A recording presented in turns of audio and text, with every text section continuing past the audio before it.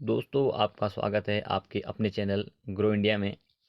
तो दोस्तों हम इस वीडियो में डिस्कस करने वाले हैं एक शेयर मार्केट की बेहतरीन कंपनी का शेयर जिसका नाम है ट्यूब इन्वेस्टमेंट ऑफ इंडिया। अगर हम इस शेयर की बात करें तो इस शेयर की जो एक शेयर की जो कीमत है वो है 2479 रुपया।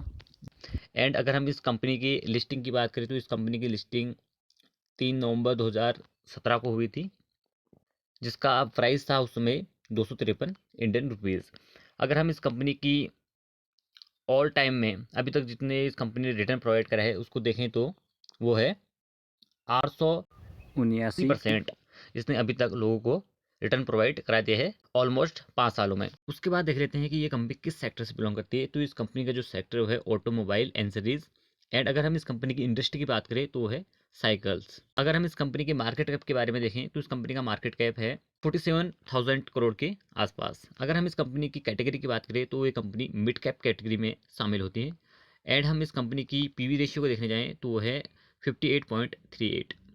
अगर हम इस कंपनी में सेल्स की ग्रोथ को देखने जाएं तो 2017 में सेल्स की ग्रोथ 4,000 करोड़ की थी। एंड उसके बाद देखते हैं कि वो 2018 में बढ़कर 5,000 करोड़ की हो जाती है। उसके बाद देखते हैं कि वो 5700 करोड़ की हो जाती है। एंड उसके बाद देखते हैं कि 2020 और 2021 में थोड़ा सा डिप दिखाई देता है। 2020 में क्योंकि 2020 में कोविड का समय था, इसकी वजह से थोड़ा बहुत मार्केट गिरा था और ये शेयर भी गिरा था। उसके बाद देखते हैं फिर से थोड़ा बहुत रिकवरी आती है, कोविड ही होता है, कोविड का ही दौर चला रहता है। 2021 में देखते हैं कि थोड़ा बहुत फिर भी ग्रोथ आई थी, 6,000 करोड़ का सेल्स हो जाता है। एंड उसके बाद देखते हैं कि 2022 में जो सेल्स की ग्रोथ थी सीधे 6,000 करोड़ से सीधे 12,000 करोड़ की हो जाती है, सीधे डबल हो जाती है। एंड उसके बाद देखते हैं कि 2022 में जो प्रॉफिट की ग्रोथ थी 12 महीने में वो थी 14,000 करोड़ की। एंड उसके बाद देख लेते हैं तो हम देखते हैं कि सेल्स की ग्रोथ भी कंटिन्यूसली ही बढ़ रही है।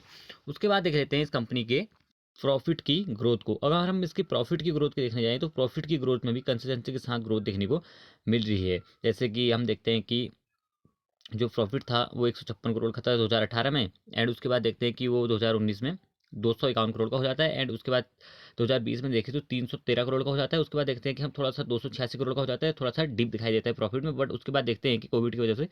एंड उसके बाद देखते हैं कि 2022 में प्रॉफिट था वो 286 करोड़ से सीधे 974 करोड़ का हो जाता है। एंड ट्रिपल चौपल हो जाता है सीधे प्रॉफिट। उसके बाद देखते हैं कि जो 12 महीने में 2022 12 महीने में जो प्रॉफिट था वो था 1,096 करोड़ का। तो प्रॉफिट में भी कंसिस्टेंसी के साथ हमें ग्रोथ देखने को मिल रही है कंटिन्यूसली। तो दोस्तों उसके बाद हम बात करते हैं इस कंपनी के बारे में। तो ये कंपनी किस चीज़ में कामकाज करती है और क्या कामकाज करती है। अब तो हम देखते हैं कि ये company tube investment of India limited, ये company one of largest leading company है, मैन्युफैक्चरिंग कंपनी है इंडिया में। किस प्रोडक्ट की मेजर जो इंडस्ट्रीज हैं वो इसके हैं automobile, railway, construction and mining, agricultures आदि। उसके बाद देख लेते हैं इस कंपनी की जो 3 मुख्य मीन्स वर्टिकल्स हैं वो हैं इंजीनियरिंग, मेटल एंड बाईसाइकिल्स। उसके बाद देख लेते हैं इस कंपनी के पॉजिटिव पॉइंटों को। तो अगर हम इस कंपनी के पॉजिटिव पॉइंट को देखने जाएं तो कंपनी हैज़ रिड्यूस डेप्थ। तो कंपनी लगातार अपने ब्याज को क्या कर रही है, कम कर रही है। तो ये एक पॉजिटिव पॉइंट है। उसके बाद देख लेते हैं company has delivered good profit growth 37.2% CGR return के साथ। लास्ट के 5 ईयर में इसने क्या किया, सीजीआर रिटर्न 37% के साथ हमें प्रोवाइड किया है। उसके बाद हम इस company has been maintained a healthy dividend pay out 18.3% के साथ ये हेल्थी डिविडेंड पे आउट कर रही है हमें। एंड उसके बाद देख लेते हैं तो ये कंपनी के पॉजिटिव पॉइंट हैं। उसके बाद देख लेते हैं हम इस कंपनी के कंपाउंडिंग सेल्स ग्रोथ के बारे में। तो कंपाउंडिंग सेल्स ग्रोथ इस कंपनी की हो रही डबल डिजिट के साथ ग्रोथ हो रही है, जो कि एक बेहतर बात है इस कंपनी के लिए। अगर हम 10 ईयर का देखें तो स्टे डबल नहीं है। अगर हम 5 ईयर की बात करें तो 23% के साथ ग्रोथ हो रही है सेल्स में। अगर हम 3 ईयर की बात करें तो 29% के साथ ग्रोथ हो रही है। एंड अगर हम 1 साल की बात करें 24% के साथ ग्रोथ हो रही है सेल्स में। अगर हम इस कंपनी के कंपाउंडिंग प्रॉफिट की ग्रोथ देखने जाए तो वो भी काफ़ी बेहतर हमें देखने को मिलती है। क्योंकि अगर किसी भी कंपनी में कंपाउंडिंग प्रॉफिट की ग्रोथ डबल डिजिट या ट्रिपल डिजिट के साथ हमें देखने को मिलती है तो वो कंपनी फंडामेंटली काफ़ी स्टॉक मानी जाती है और आगे के लिए भी वो ऐसे रिटर्न प्रोवाइड करके ऐसा माना जाता है। तो अगर हम इस कंपनी के 10 ईयर की बात करें तो स्टेबल नहीं है। बट अगर 5 ईयर की बात करें तो 37% के साथ ग्रोथ हो रही है। अगर हम 3 ईयर की बात करें तो 47% के साथ प्रॉफिट में ग्रोथ हमने को देखने को मिल रही है। एंड अगर हम 1 साल की बात करें तो 12% के साथ ग्रोथ देखने को मिल रही है प्रॉफिट में। उसके बाद अगर हम कंपाउंडिंग सीजीआर रिटर्न की बात करें या स्टॉक प्राइस सीजीआर रिटर्न की बात करें तो वो भी क्या हो रही है, डबल और ट्रिपल डिजिट के साथ हमें उपलब्ध हो रही है। अगर हम 5 ईयर की बात करें तो 60% के साथ हमें सीजीआर रिटर्न प्राप्त हो रहा है लास्ट के 5 ईयर में। अगर हम 3 ईयर की बात करें तो 102% के साथ, ट्रिपल डिजिट के साथ हमें CGI रिटर्न प्रोवाइड हो रहा है 3 ईयर में। एंड अगर हम 1 साल की बात करें तो 54% के साथ CGI रिटर्न हमें प्राप्त हो रहा है। अगर हम रिटर्न और इक्विटी की बात करें तो वो भी क्या हो रही है, डबल डिजिट के साथ ही हमें भी प्रोवाइड हो रही है। तो ये कंपनी का फंडामेंटली काफ़ी स्ट्रॉन्ग हमें दिख रही है।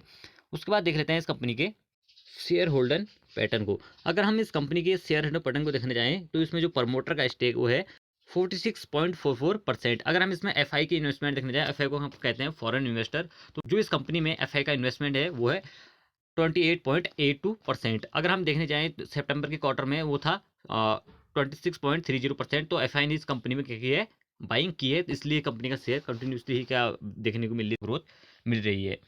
अगर हम और कंपनियों के इससे कंपेरिजन करें तो इस साल हर कंपनी में हमें गिरावट देखने को मिल रही है, बट इस हम देखते हैं कि इस कंपनी में अभी हमें FI के थ्रू बाइंग देखने को मिल रही है, इसकी वजह से इस कंपनी का शेयर कंटिन्यूसली बढ़ रहा है। अगर हम इस कंपनी में DI की एक्टिविटी देखने जाएं तो DI को कहते हैं हम डोमेस्टिक इन्वेस्टर, तो उनकी भी इन्वेस्टमेंट देखने जाएं तो वो है 11.76%। तो FI ने इस कंपनी में क्या किए, सेलिंग की है। देखते हैं कि हम सितंबर के क्वार्टर में जो इनका स्टेक था पहले वो था 14.06%। अगर हम उसमें देखते हैं कि दिसंबर के क्वार्टर में वो घट कर कितना रह जाता है 11.76%। अगर हम इसमें पब्लिक का इन्वेस्टमेंट देखने जाएं तो पब्लिक का इन्वेस्टमेंट इस कंपनी में भी ट्रिम हो रहा है। अगर हम सितंबर के क्वार्टर में देखने जाए 12.74% था, उसके बाद अगर हम देखें तो दिसंबर के क्वार्टर में ट्रिम होकर कितना हो जाता है 12.55%। तो हम देखते हैं कि इस कंपनी में प्रमोटर के थ्रू, DI के थ्रू एंड पब्लिक के थ्रू सेलिंग की जा रही है, बट हम देखते हैं कि FI के थ्रू इस कंपनी में बाइंग की जा रही है। तो इस कंपनी के शेयर में तभी 5 ईयर में ऑलमोस्ट 10% इसने पैसा कर दिया है अब इन्वेस्टर का। बट हम देखते हैं कि इसमें promoter, DI and public continuously क्या कर रही है, सेलिंग कर रही है। तो इसके अनुसार आप अपनी स्टडी के अनुसार भी इस कंपनी में स्टेक लेने के बारे में सोच सकते हो। तो कुछ इस प्रकार से इस कंपनी का एनालाइज था। एंड ये कंपनी फंडामेंटली स्ट्रॉन्ग कंपनी है। एंड इस कंपनी में हमें जब भी अगर हमें गिरावट के साथ ये कंपनी उपलब्ध हो तो हमें इस कंपनी में स्टेक लेने के बारे में सोचना चाहिए अपनी स्टडी के अनुसार। तो दोस्तों, आपको ये वीडियो अगर इन्फॉर्मेटिव लगी हो या नॉलेजेबल लगी हो तो प्लीज़ इस वीडियो को लाइक कीजिए एंड सब्सक्राइब जरूर कीजिए इस चैनल को। मिलते हैं अगली वीडियो में, तब तक के लिए बाय बाय दोस्तों।